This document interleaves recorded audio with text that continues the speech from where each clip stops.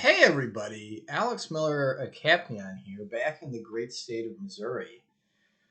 One of the topics I had covered in a video of past weeks, facial recognition at Madison Square Garden, has evolved quite a bit, and there's some interesting updates that I would like to give you now. And this kind of gets into people didn't like it, and now there's a more interesting legal and public relations fight going on.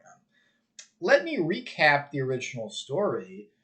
Imagine that you're a lawyer. I'm guessing a personal injury lawyer, but I don't know. You're trying to go to Madison Square Garden to see a show with your daughter and a Girl Scout troop. And when you walk in, security jumps you and drags you out. Turns out that you work for a law firm that is suing Madison Square Garden about something else. And they don't want to let in lawyers that are involved in litigation against them. I learned since I made the video about this particular incident I've just described, which was a few weeks ago, this is ongoing general practice at Madison Square Garden, apparently. They are picking on lawyers in particular, apparently. And it's starting to get weird. So it turns out that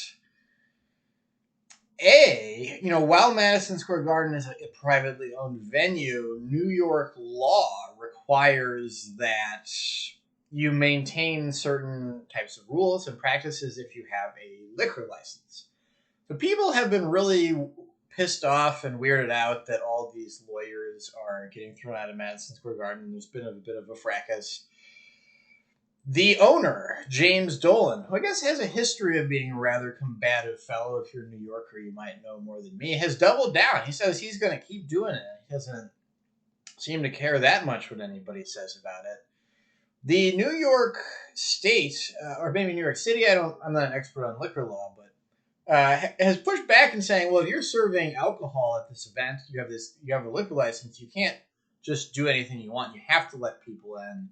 And that somebody's a lawyer that works for a law firm you don't like is not a good enough reason. Okay, so here's the next twist. He's not backing down. He's saying that, well, I just won't serve beer at hockey games. And, I don't know who's looking at this. People all over the world, I think the kind of Eurocentric, post-Euro kind of corner of the world drinks a lot more than maybe people in East Asia or India or some other places. Taking beer away from hockey fans, that's a big deal. People are gonna be mad. And nobody really knows what's gonna happen. So just to recap, facial recognition shows up in these really creepy scenarios quite an awful lot.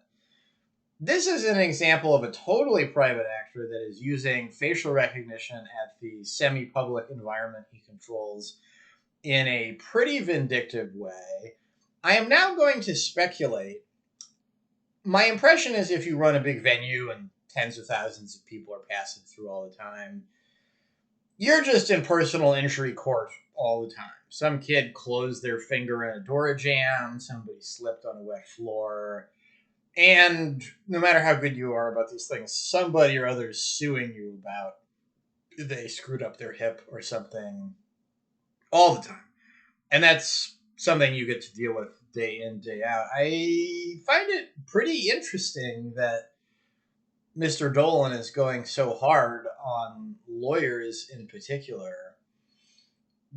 Right now, it looks like he's either legally in trouble or he's going to stop serving beer. And once again, serving, Coca-Cola to hockey fans instead of beer is kind of nuclear in the context of broader American culture around this. We'll see what happens. It's a really interesting case. It's still going on right now. I believe lawyers are still getting kicked out of Madison Square Garden.